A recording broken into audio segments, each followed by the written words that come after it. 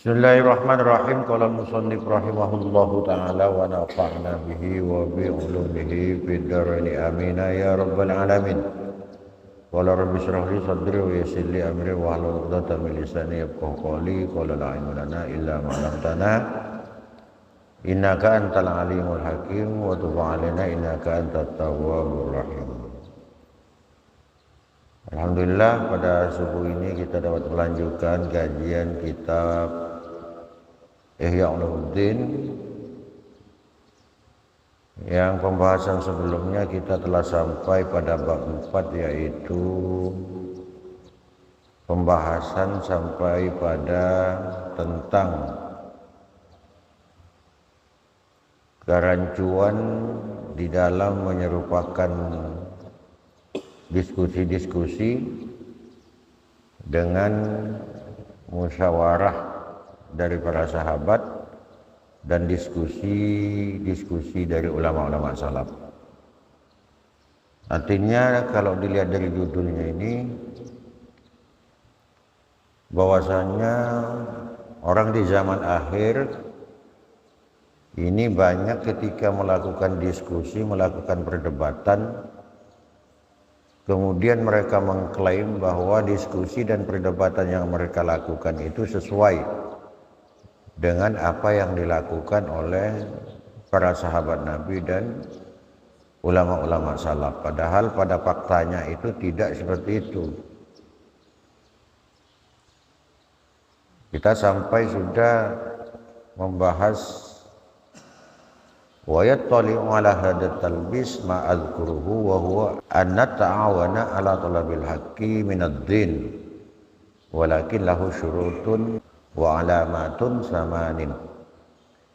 Sesungguhnya kita itu tolong menolong di dalam mencari satu kebenaran dari agama, dan itu harus melalui beberapa syarat yang 8. Apa syarat yang 8? Yang pertama, Allah yastaghila bihi wa huwa min furudil kifayati ma lam yatafarrau min furudil a'yan. Jadi kita tidak diperbolehkan sibuk kepada urusan fardu kifayah selama kita belum menyelesaikan atau merampungkan fardu ain. Kalau fardu kifayah itu kewajiban kelompok, kalau fardu ain itu kewajiban person, kewajiban pribadi. Contoh, kalau fardu kifayah itu seperti kita belajar tentang ilmu penyelenggaraan jenazah, itu fardu kifayah. Nah, itu kita tidak boleh melakukan ini, tidak boleh belajar tentang ilmu ini sebelum kita telah faham, sebelum kita telah merampungkan, sebelum kita telah menyelesaikan kewajiban fardu ain. Contohnya ilmu di dalam melaksanakan sholat 5 waktu. Maka ilmu dalam sholat 5 waktu ini yang harus dikuasai dulu, baru setelah itu ke fardu kifayah. Gitu maksudnya. Itu yang pertama. Yang kedua, asani alla yara fardu kifayatin ahamma minal munazirati. Kita tidak boleh beranggapan bahwa fardu kifayah itu lebih penting daripada perdebatan, daripada diskusi. Itu yang kedua. Sekarang yang akan kita bahas selanjutnya ini adalah yang ketiga. As-salisu ayyakunal munaziru mujtahidan bidatihi. Jadi harus ada siapa orang yang berdebat itu, yang bermunazarah atau berdebat, mujtahidan bidatihi itu harus seorang mujtahid tulen. Orang ahli ijtihad itu. Ini berat. Yubti bi ra'yihi la bi madhhabi Syafi'i wa Abi Hanifah wa ghairihima. Jadi syarat yang ketiga ini, yubti bi ra'yihi. Seseorang itu harus berfatwa dengan pandangannya sendiri, dengan pendapatnya sendiri. La bi madhhabi Syafi'i wa Abi Hanifah, bukan dengan berpedoman kepada mazhabnya Imam Syafi'i atau Imam Abu Hanifah wa ghairihima, dan selain dari keduanya. Maksudnya selain dari Imam Syafi'i dan Abu Hanifah, berarti Imam Malik, Imam Hambali, dan yang lain. Hatta idza dhahara lahul haqqu fi madhhabi Abi Hanifah, sehingga ketika telah jelas bagi mujtahid, bagi seorang yang berijtihad, al haqqu, apa itu kebenaran, fi madhhabi Abi Hanifah, di dalam madhabnya Imam Abu Hanifah, taraka, maka dia harus meninggalkan ma yuwafiqu madhhab Syafi'i, terhadap apa-apa yang sesuai terhadap madhabnya Imam Syafi'i, wa abta bima dhahara lahu, dan dia harus berfatwa dengan apa-apa yang lebih jelas lahu baginya. Jadi bagi seorang mujtahid, orang yang sudah mencapai predikat dia untuk berfatwa tentang hukum, maka dia ketika telah melihat kebenaran di dalam satu madhab, misalnya madhab Abu Hanifah, maka dia tidak boleh lagi dia ikut kepada pendapatnya Imam Syafi'i, meskipun pendapat Imam Syafi'i itu dianggap lebih cocok. Wa abta bima dhahara lahu, dan dia harus berfatwa terhadap sesuatu yang lebih tampak, lebih jelas baginya. Kama kana yaf'aluhu sahabatu radhiyallahu anhum wal a'immatu, sebagaimana yang dilakukan oleh para sahabat radhiyallahu anhum wal a'immatu, dan para imam-imam. Jadi seorang mufti itu, seorang ahli fatwa, seorang ahli ijtihad itu, dia harus bisa mempertahankan terhadap pandangannya sendiri, fatwanya dia. Tidak boleh kita ketika udah kelas mujtahid itu kemudian kita melemahkan terhadap ijtihad dia itu sendiri. Tidak boleh. Itu kalau orang sudah tingkat mujtahid. Ini sama sebagai pelajaran itu kepada kita. Kalau Anda sudah seorang kiai, maka Anda jangan kemudian predikat Anda sebagai kiai itu justru diturunkan oleh Anda sendiri, kemudian dia berperilaku seperti santri-santri biasa. Sama ketika Anda telah berpredikat sebagai ustadz, maka derajat Anda jangan diturunkan oleh Anda sendiri itu sebagaimana orang-orang yang tidak berpredikat ustadz. Begitu maksud. Maka imam mazhab itu yang kita kenal itu ada 4. Syafi'i, Maliki, Hanafi, Hambali. Nah, meskipun kita ini bukan mujtahid tulen, tapi harus fatwa-fatwa yang kita keluarkan itu harus bisa kita pertahankan kebenarannya. Sama, kalian ngajar ke muridnya, buat aturan. Ini dalam 2 hari kalian harus hafal. Ustadz tidak mau tahu. Dalam 2 hari kalian harus hafal. Tekan santri itu harus sampai hafal. Ini ada ustadz buat aturan, tidak boleh gini, tidak boleh gitu ke santrinya. Tekan santri itu harus meninggalkan itu, jangan sampai melakukan. Aturan yang diperintahkan harus dilakukan, yang dilarang harus ditinggalkan. Begitu tegas.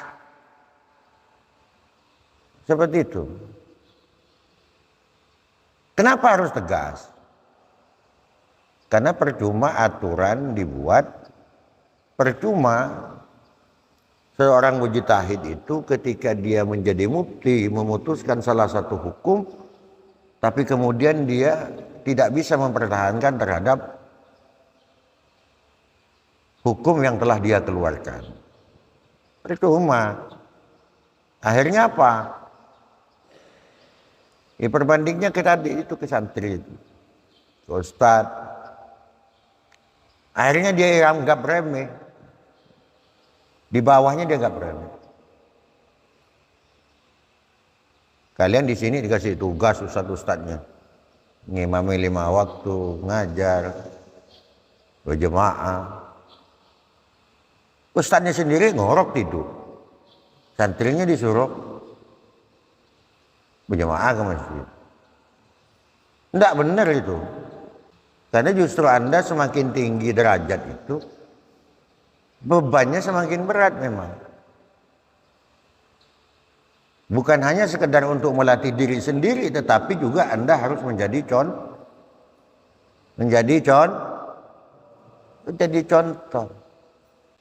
Nah, di situ pentingnya. Maka seorang yang sudah mencapai level pada tingkatan memutuskan hukum agama itu, dia harus seperti itu.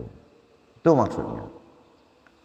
Fa'amma man laisa lahu rutbatul ijtihadi, maka adapun seseorang laisa lahu, yang tidak terdapat lahu kepada dirinya rutbatul ijtihadi, apa derajat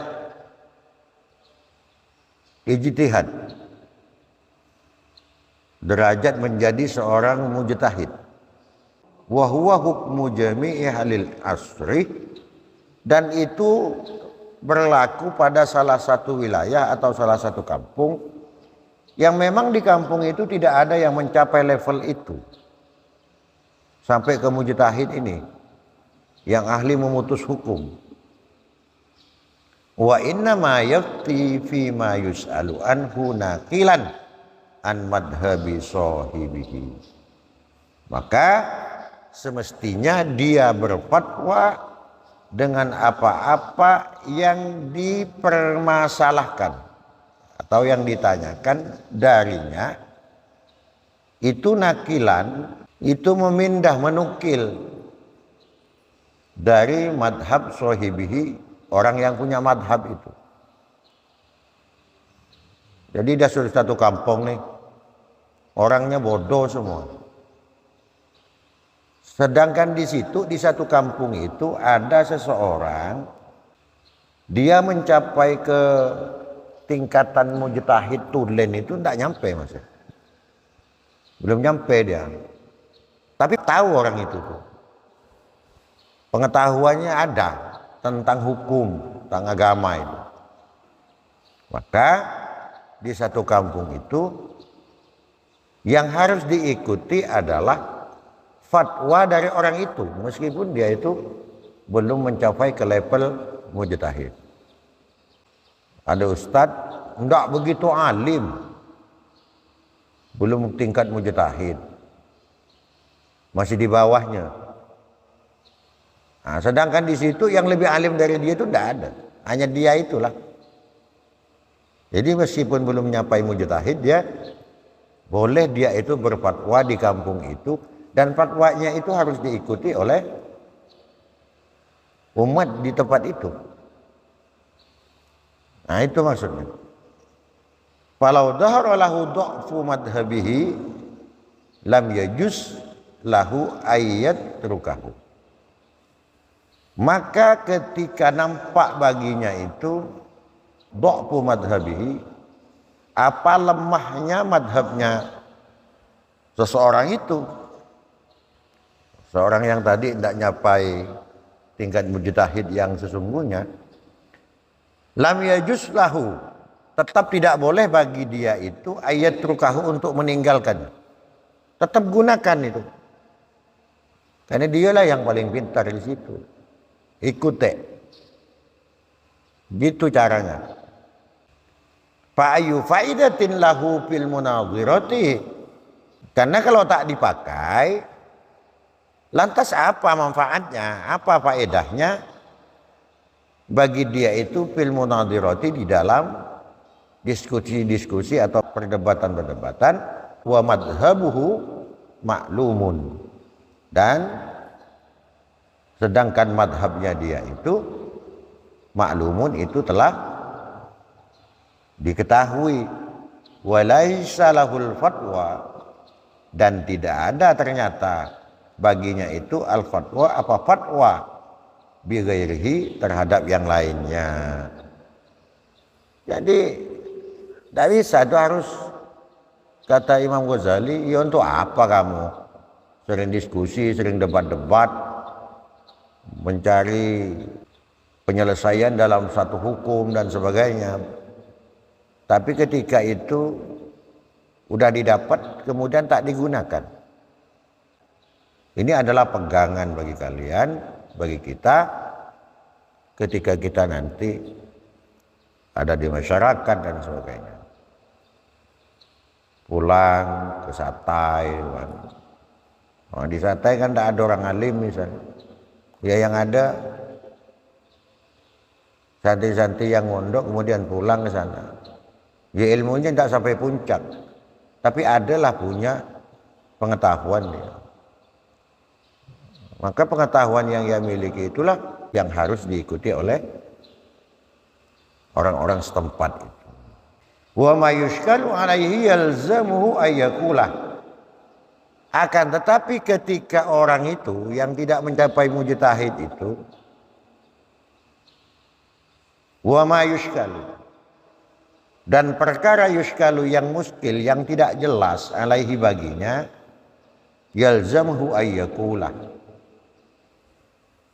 Akan tetapi ketika terdapat satu persoalan yang tidak jelas, maka wajib baginya, bagi siapa? Bagi mujtahid tadi itu, ayyakula, untuk mengatakan.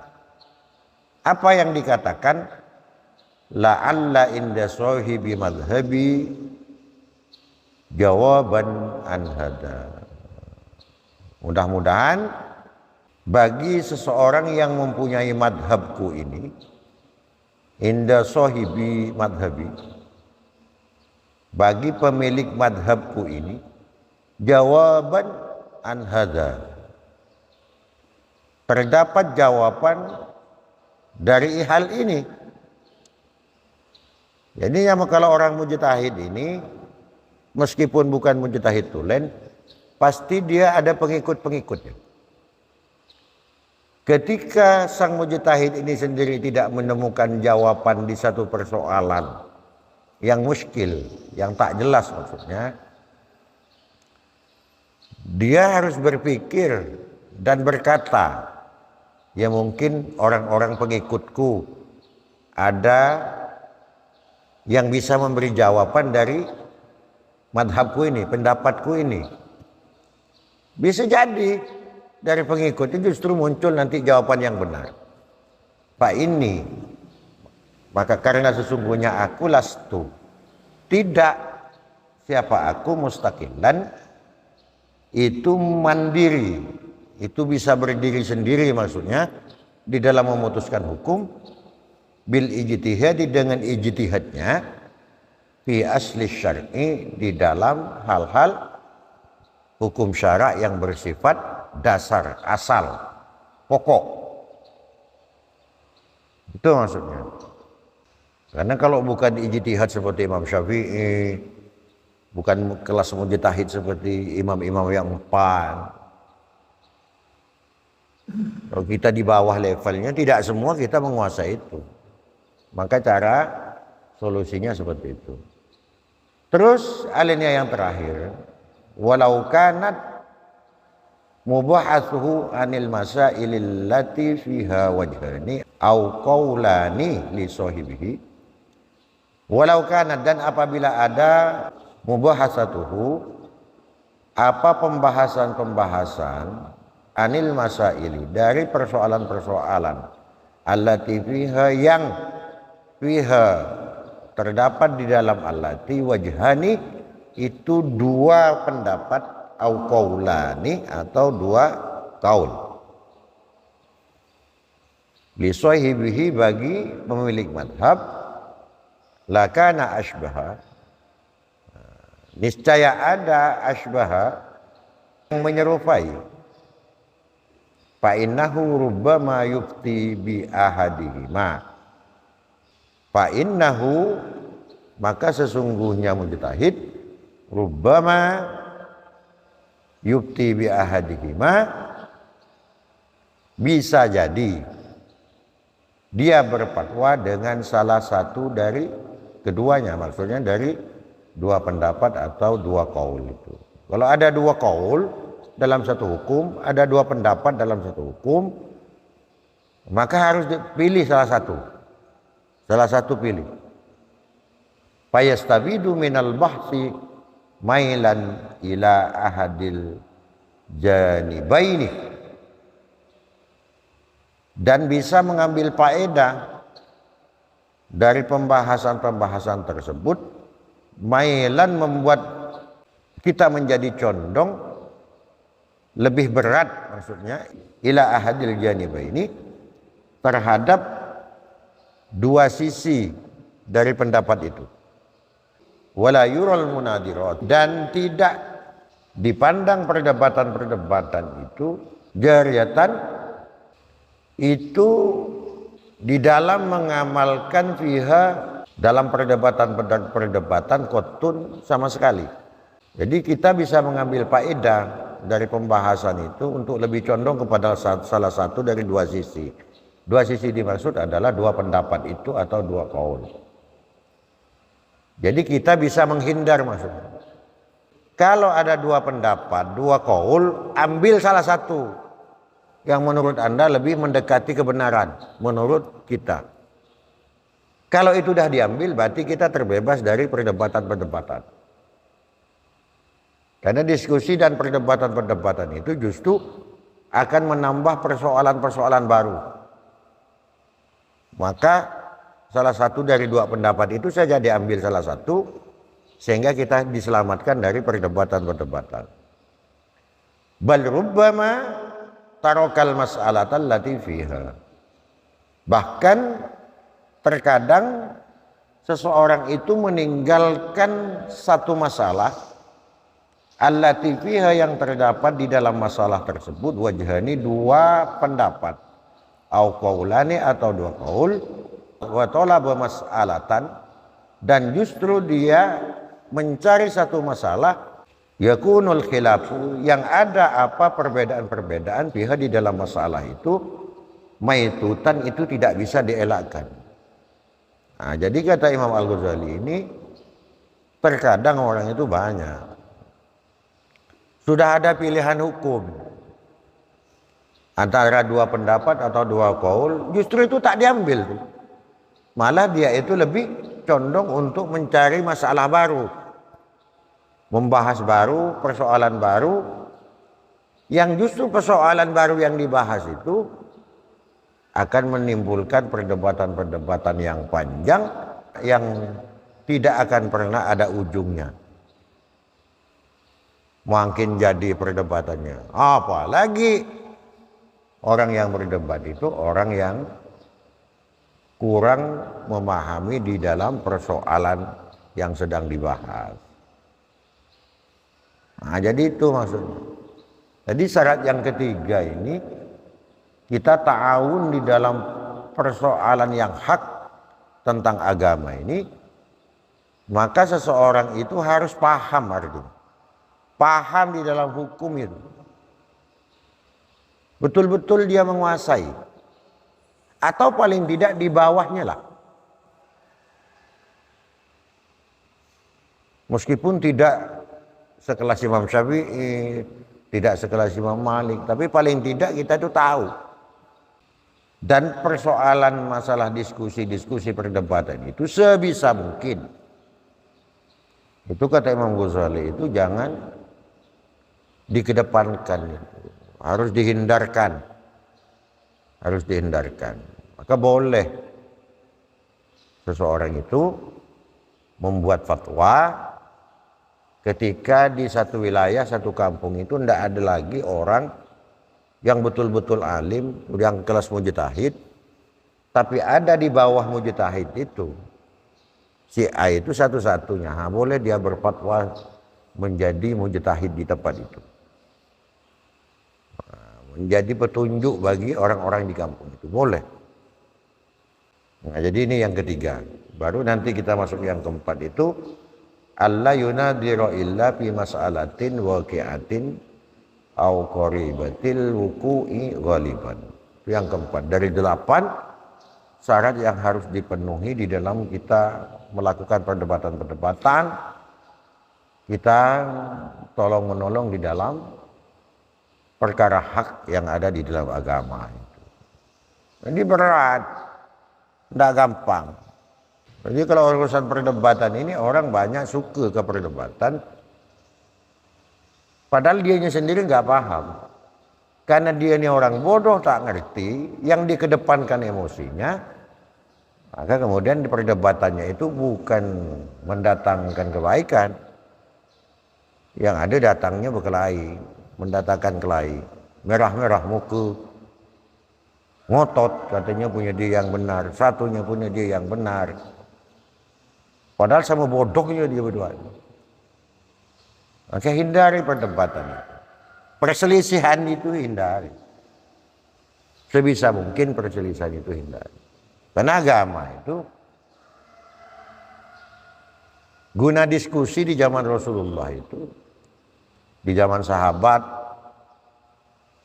bukan seperti diskusi hari ini yang merah-merah kuping, bukan.